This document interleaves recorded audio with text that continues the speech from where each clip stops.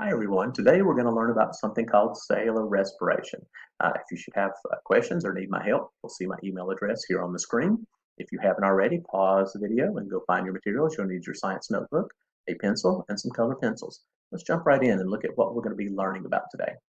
So our lesson objectives for cellular respiration. By the end of this video, you should be able to explain the life process of respiration.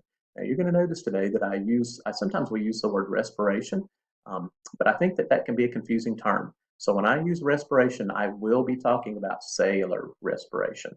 So respiration of cells. In addition, you're going to need to be able to list the raw materials that are needed for cellular respiration. You're going to need to be able to generally explain how the raw materials needed for cellular respiration are transported in the human body. So cellular respiration is something that happens in all the cells in your body. Name the cell organelle that's responsible for cellular respiration. Now, when you studied the cell last year, some of you may remember that inside the cell, we have different structures that have different jobs, and we call those organelles. We had things like mitochondria, the nucleus, the cell membrane. Maybe you looked at ribosomes, the Golgi body, the endoplasmic reticulum, things like that. I need you to know which one of those is going to be responsible for cellular respiration. I want you to be able to name the wastes that are left over from cellular respiration. I want you to be able to write the cellular respiration chemical equation. I need you to be able to explain why photosynthesis and cellular respiration are called reverse processes. So photosynthesis and cellular respiration are absolutely connected. And finally, I need you to be able to list and compare the characteristics of both photosynthesis and cellular respiration. This is going to help you be able to, if you know the characteristics of these two processes, this is going to help you be able to easily compare them. All right, let's go ahead and jump right in. Oh boy. All right, so first off, cellular respiration. Cellular respiration is all about energy. Now, some of you may think of respiration as something quite different, but remember, respiration is one of those life processes, and this is where the energy that's inside of food is released by cells. Now, nutrition was when organisms take in food. That's the life process, taking it in. Maybe if you're a plant, making it. Respiration is taking that food and releasing that energy that came from the sun inside the cell for the cell to use. So that is respiration, releasing energy in the cell. At this point, I think all of you, it's safe to assume, understand that food contains energy. Now, you may not know that that food is just trapped in the chemical bonds of the sugar, but keep in mind as we're working today, all of this energy that's in your food, this comes from the sun. All energy, even in foods that you don't typically think of as being, oh, this energy was put in here by photosynthesis. We're gonna take a look at that. Once an organism releases this energy, it can be used for things that it needs for survival, movement, growth. All right, cellular respiration. Here we go. I do want to go ahead and address that when I talk about respiration, I always have students who immediately think, oh, he's just talking about breathing. I breathe all the time. I inhale, I take air in, and then I exhale, and I push air out using my diaphragm. While this is related, this is not what cellular respiration is. This is related. This type of respiration is related to cellular respiration, but this is not what it is. Okay. So let's go ahead and take a look at both the nutrition and the respiration together, because this is really about survival. These two life processes are about organism survival. All right. So in the human body, you are going to begin cellular respiration by taking oxygen when you inhale air. So when you inhale some air, you're going to take in oxygen. Your lungs, which are part of your respiratory system, are going to absorb that oxygen, and then they actually pass that oxygen to your blood. So you take in oxygen by inhaling, and your lungs absorb some of that oxygen, and they get it in your blood, in your bloodstream. Now, your blood, which is of course part of your circulatory system, is going to carry that oxygen all throughout your body. So every cell in your body needs oxygen, and your lungs and the blood is how that oxygen arrives at every cell. Now, so we've got oxygen to every cell. Let's get some food materials there. All right, so you take in food whenever you eat. This is of course called nutrition. Your digestive system is going to break that food down. It's going to pass the nutrients. Some of those nutrients are carbohydrates, things like glucose, fats. It's going to pass your blood. So once again, we can see that we're using that blood to move materials to every cell. So the digestive system breaks it down and passes it into the blood, which also has the oxygen in it. And the blood in your circulatory system is going to carry these food molecules, and we're going to just say it's glucose to keep it simple, to every cell in your body. So at this point, we have oxygen and we have glucose to every cell in your body. Now, so what do we do from there? I do want to point out that we're looking at this in a human body because I feel like this is an easier way for you to understand it, but plants do relatively the same thing. We looked at this. Plants are going to use this sap, which is like plant blood, and the phloem, which is like our circulatory system, to transport glucose to their cells. Now, plants don't have lungs, but they are able to just absorb oxygen. Their cells are different than our cells. They can just absorb oxygen directly into their cells through something called osmosis. All right, so we have our glucose and we have our oxygen in each cell. Now, one of those cell parts is something called, one of those cell organelles is something called the mitochondria. This, if you look at this lower picture, this shows us a picture of what that cell organelle looks like. The mitochondria in your cells, sometimes these are called the cell powerhouses. They are the energy makers. They are able to take that glucose and use the oxygen to break apart the glucose. Now, when they do that, that releases that energy that's stored in the food. So this is actually where the energy that was released that was put into the glucose via the plant by photosynthesis gets released. Now it can be used. Now that we've broken that glucose apart, we have something that's sometimes called ATP, but really I just want you to think about it as cell energy, energy that the cells can actually use. The cell then uses this energy to do cell things. You can think of repairing itself, reproducing, anything that's for survival, anything that requires energy, then they're going to use that energy that was released by breaking apart glucose, because that is the respiration. That is cellular respiration, is breaking that glucose apart and getting that energy for the cell.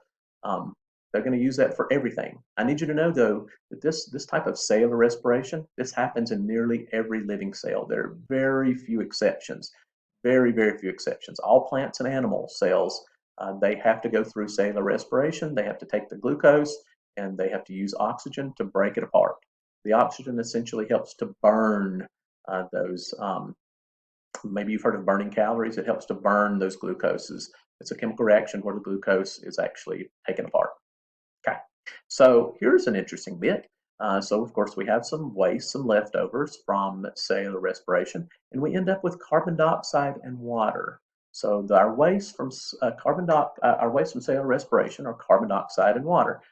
Those wastes, of course, are passed back into the bloodstream. Your bloodstream carries them away from the cells so that they're not poisoned. Your kidneys are able to remove some of the extra water, and while our lungs pass some of that carbon dioxide back out as we exhale. So once we get the glucose and the oxygen to the cell, the mitochondria break it apart, the cell uses the energy, and then the wastes are carried back out in the bloodstream again. So that is cellular respiration. It's just that breaking apart of the glucose so that it can be used by the cell. And I need you to be able to at least understand this chemical equation. So if we look on the left side, we see something called inputs. We call these the reactants. So we start with the things that we need for cellular respiration are glucose and oxygen. When that chemical reaction happens, we create something new in chemical reactions. We end up with cell energy, notice that ATP out at the end, but we also end up with those leftovers, carbon dioxide and water. We say those are the outputs or the products. So the reason to look at this cellular equation is so that we can look at the equations of cellular respiration and photosynthesis together. So on the top, we have the photosynthesis chemical equation. So we have carbon dioxide and water. So carbon dioxide absorbed by the leaves, water from the roots. Plants are able to use chlorophyll to put those together to make glucose, and then we have oxygen left over. Let's look down at the bottom.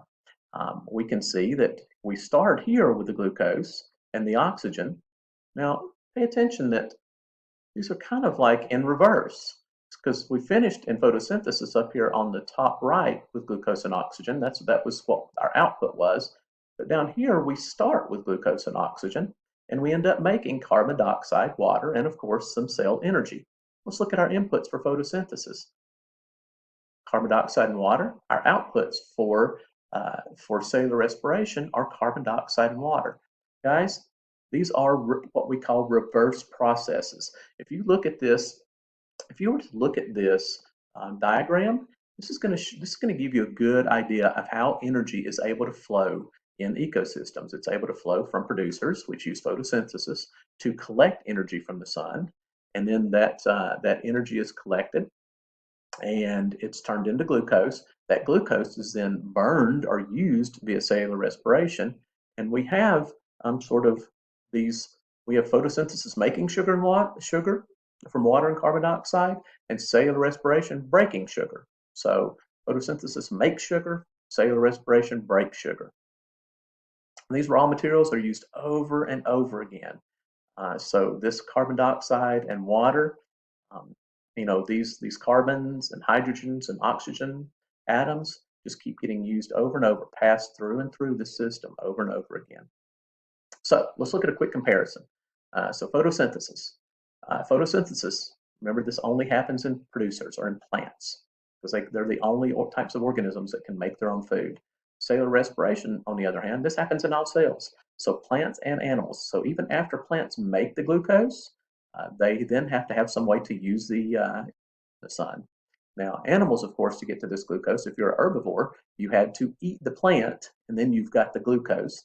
Or maybe if you're a carnivore, you have to eat the animal that ate the plant. But this happens, cellular respiration happens in all cells, plant and animal.